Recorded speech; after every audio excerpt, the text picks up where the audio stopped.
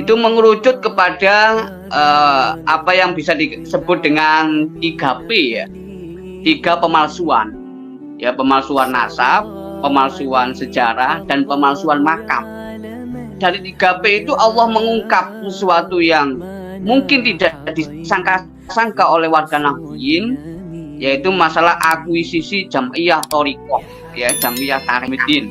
Ini adalah dalam hormat saya untuk Kiai Ubaidillah, ya, yang beliau sampai detik ini dan insya Allah seterusnya menyampaikan kajian-kajian ilmiah, terutama dalam pembahasan sejarah, metodologi keilmuan Islam, dan juga nasab yang masih banyak yang belum sadar. Insya Allah akan semakin meluas ya pemahaman masalah nasab Ba'alawi ini.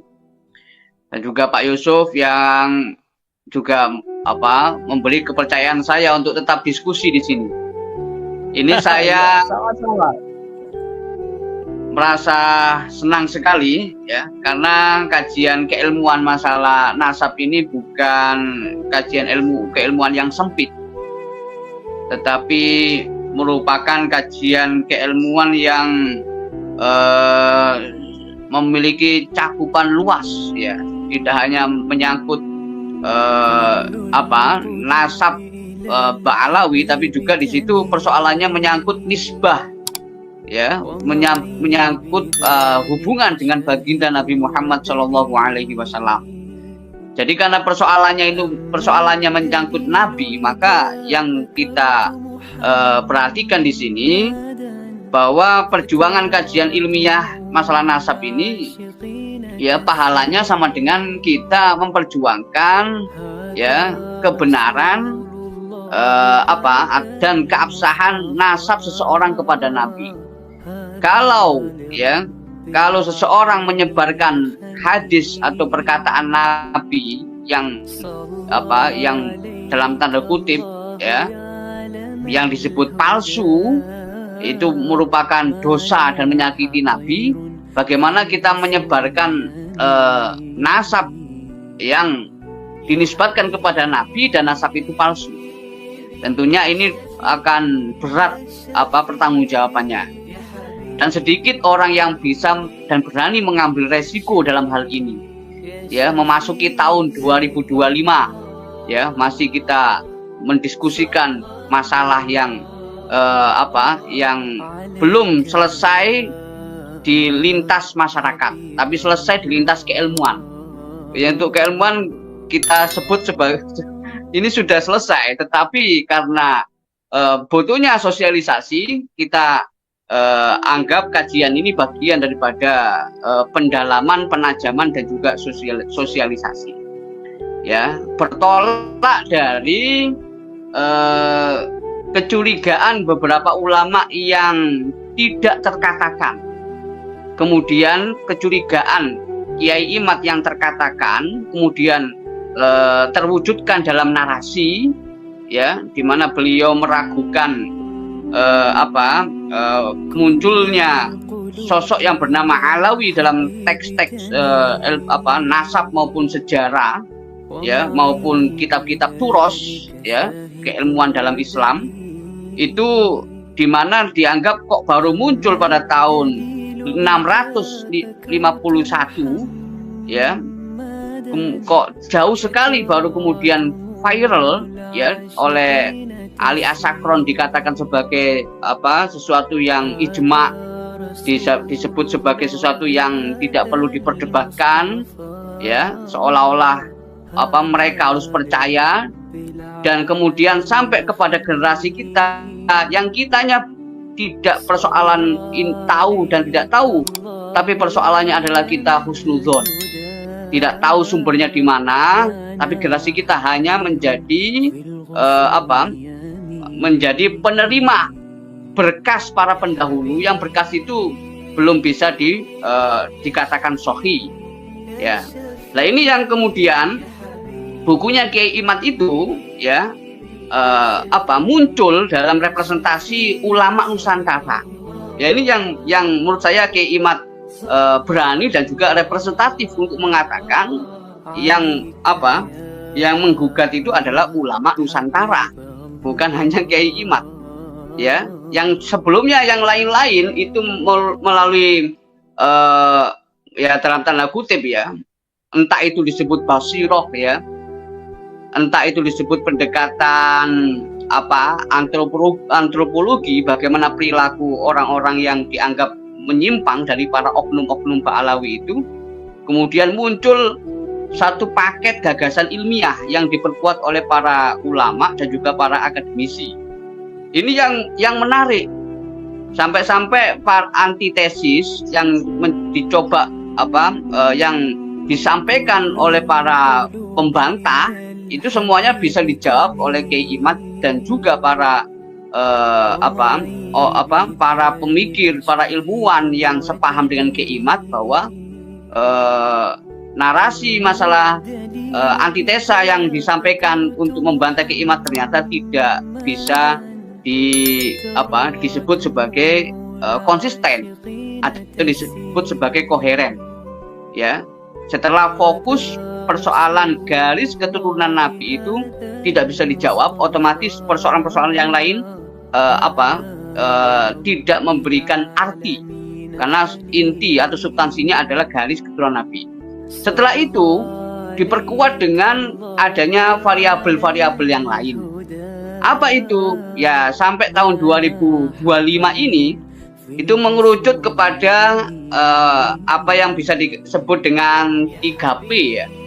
3 pemalsuan. Ya, pemalsuan nasab, pemalsuan sejarah, dan pemalsuan makam. Ya, pemalsuan makam. Bahkan tidak hanya 3P ya. Ya, dari 3P itu Allah mengungkap sesuatu yang mungkin tidak disangka-sangka oleh warga Nahdien, yaitu masalah akuisisi jam'iyah thariqah, ya, jam'iyah tarekat. Ini adalah sebenarnya kehendak Allah, karena Allah sudah menyebutkan dalam Al-Quran itu Allah tidak akan mengingkari janjinya, dan Allah juga memutar sejarah itu untuk membuktikan mana yang historis dan mana yang ahistoris. Ya, watil kal ayyamu nudawiluha bainan nas. Jadi yang ahistoris itu akan terungkap. Ya, karena intuisi, basiroh, nurani para ulama itu tidak mau mengkhianati ilmunya. Jadi sejalan dengan keilmuan. Ya, nggak ada namanya wujudan itu walaupun ranahnya berbeda, tetapi akan setia dengan keilmuan. Kalau nggak begitu, maka ya kita mengesahkan orang kejawen itu nggak sholat, nggak puasa, tapi enggak, syariat harus setia dengan persoalan masalah basiroh, masalah kondisi hati seorang hamba untuk memperbaiki hubungan dengan Tuhannya, dengan Allah Subhanahu wa Ta'ala. Nah, ini yang perlu dikerucutkan. Jadi persoalan ini adalah persoalan antara historis atau tradisionalis dengan versus ahistoris, yang menjadi sulit ya untuk dimentahkan dan juga untuk dibantah dengan teori-teori yang bersifat memaksa itu. Kiai Imad itu diakui oleh para, ya, termasuk banyak ulama dan juga termasuk beberapa, ya, kita tahulah para pejabat, walaupun tidak menyuarakan hal itu, ya, mengakui bahwa Kiai Imad memang orang tradisionalis dan lahir dari tradisi keilmuan ulama-ulama tradisionalis, yang mana tradisi itu ya identik dengan sanad. Tradisi itu identik dengan asal usul, dengan genealogi. Yang ini membentuk sosok Kiai Imad dan juga orang-orang yang yang berhasil mengurai benang kusut persoalan keterputusan nasab ini, dan benar-benar terurai sampai tahun ini, tahun baru 2025 ini telah terurai bahwa memang dari segi sejarah ya dipandang secara nasional maupun dari segi geopolitik pada waktu itu sampai kelompok Arab dalam hal ini adalah klan dari Ba'alawi itu ke Indonesia menjadi pekerja atau orang yang disuruh oleh Belanda, itu semua itu terangkai secara koheren bahwa memang dari asalnya itu bukan sesuatu yang bersifat ketidaksengajaan. Itu adalah sesuatu yang memang yang memang diniatkan dari persoalan nasab ini membangun klan, dari klan ini membangun jam'iyah atau membangun gerakan sosial yang kita sebut dengan Robito Alawiyah. Walaupun sayangnya ya yang disayangkan itu yang menjawab langsung persoalan ini bukan dari yang bersangkutan. Ya, ini yang membuat mereka itu semakin terungkap. Ya, kenapa? Karena persoalan nasab, persoalan sejarah yang dipalsukan oleh oknum-oknum mereka, termasuk persoalan makam. Kenapa bisa berlarut-larut sampai sekarang? Itu karena faktor mereka tidak berani klarifikasi langsung. Ya, misalnya makam-makam yang di Bali itu, makam-makam Habib yang di Bali misalnya, Wali 7, ya, itu siapa yang berani klarifikasi? Saya yang bangun begini. Ya, mohon maaf, termasuk Habib Lutfi juga. Apakah beliau juga klarifikasi? Kan tidak. Ya, kan hanya menyampaikan alibi-alibi. Nah, ini kalau didiamkan, ya mohon maaf, ini akan menjadi warisan sejarah. Oleh karena itu, ya jangan sampai warisan sejarah itu salah. Dan sebagaimana Kiai Imad membuat buku itu adalah supaya generasi umat Islam, terutama dari kalangan tradisionalis, itu bisa memiliki hujah. Kalau kita baca di medsos, itu masih ada yang beralasan bahwa perdebatan antara pihak yang pro Ba'alawi dengan yang tidak itu dianggap perdebatan yang tidak ilmiah. Kenapa? Ya karena lagi-lagi ya kajian naskah itu tidak dibaca oleh mereka. Ya, kajian naskah itu tidak dibaca oleh netizen. Mereka hanya menyerap dari diskusi-diskusi virtual atau mungkin bahkan bukan diskusi ya, tapi potongan-potongan YouTube yang mungkin bisa disalahartikan dan bisa sengaja dibuat framing. Oleh karena itu, apa yang dilakukan oleh Kiai Imad ini dengan memperbanyak naskah teks itu insya Allah itu akan bisa memberikan informasi yang lebih utuh, terutama juga untuk memberikan wacana yang seimbang di luar negeri. Ya, karena saya sempat ngobrol dengan diplomat senior ya yang ada di Sudan itu. Ya, beliau yang tanya setelah membaca penelitian yang diterbitkan oleh kampus Yusuf Ishak Institute yang ada di Singapura itu, terbit tahun 2023. Ya, ini penelitian ini terbit di Singapura. Kampus yang concern dalam mengkaji Asia, mengkaji geopolitik itu juga menerbitkan kajian soal Ba'alawi.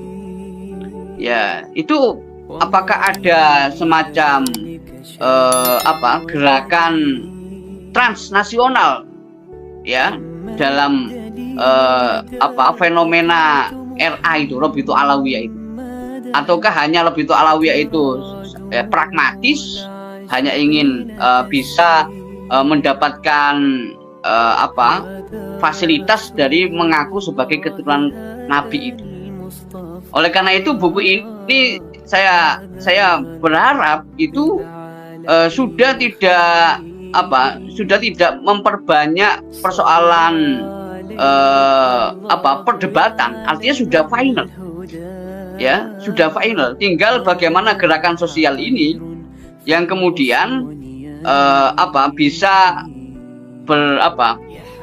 bisa punya kendali, ya, agar orang sadar yang satu Habib ini tidak mengaku-ngaku, ya, dengan nasabnya. Yang kedua, umat Islam terutama NU dari kelompok tradisionalis itu hanya lebih mengedepankan soal masalah sanad keilmuan, ya, terutama Wali Songo yang sudah terbukti Wali Songo ini tidak punya kaitan dengan nasab Ba'alawi.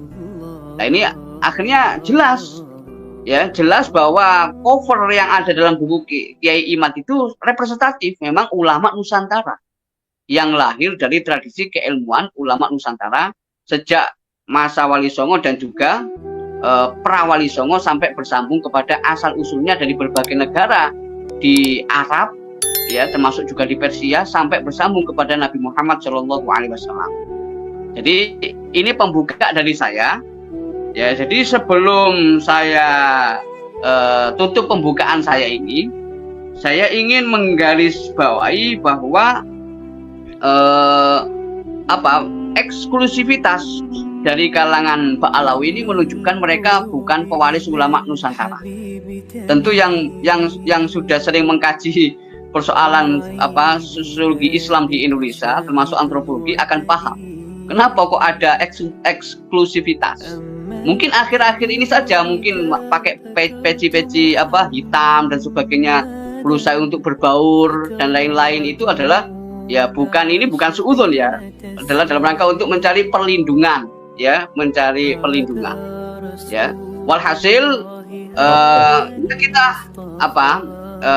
saya Pak Yusuf dari buku Kiai Imad itu, ya, mengapresiasi itu adalah kebangkitan intelektual Islam di NU, karena di Timur Tengah sudah bukan lagi kiblat keilmuan Islam. Jadi seperti disampaikan oleh Profesor Nasaruddin Umar, Menteri Agama, yang juga beliau membahas nasab Ba'alawi itu, ya, itu juga beliau menyampaikan bahwa mercusuar peradaban Islam itu, ya, dari Indonesia, dari Nusantara, ya, bukan lagi di Timur Tengah.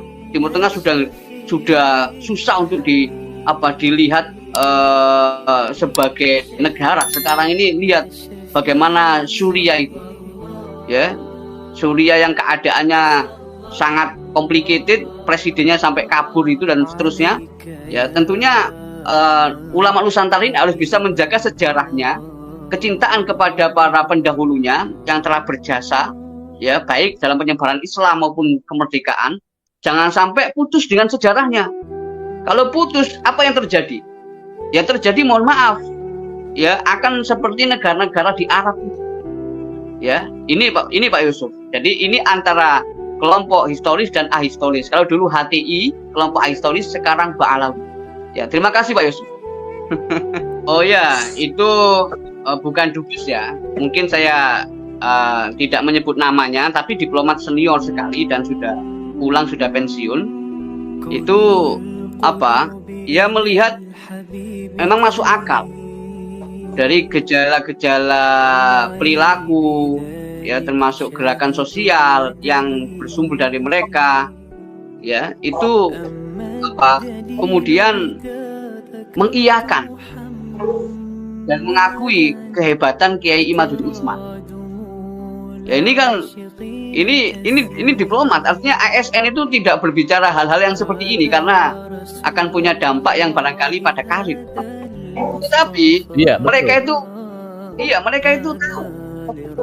Jadi kalau misalnya Kiai Imad menyebut 99% orang NU itu sudah nggak percaya Ba'alawi cucu Nabi, atau di Indonesia ini sudah 80% lah yang nggak percaya selain NU, termasuk diantaranya, ya, mereka-mereka yang ASN itu yang tidak punya bendera ormas misalnya. Mereka itu paham, gitu loh. Karena luar biasa. Ini Allah yang berkehendak.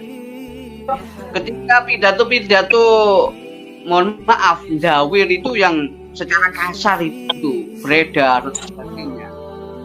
Ada pidato oknum Habib biasa, ya, oknum tokoh Habib yang mengatakan untung jadi Habib di Indonesia. Kalau di Afrika panas, ya, kayak di Sudan ini kan panas ini, ya, di Arab itu kalau panas, apa panasnya. Tapi kalau kalau jadi Habib di Indonesia itu bahasa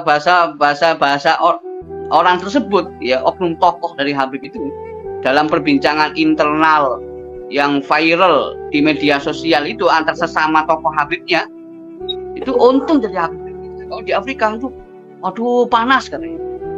Artinya apa? Di Afrika sendiri walaupun ada Syarif, ada Sayyid, termasuk di Arab Sayyid Ahmad di Mekah, ya, termasuk juga syarif-syarif yang ada di negara-negara seperti Maroko dan lain-lain.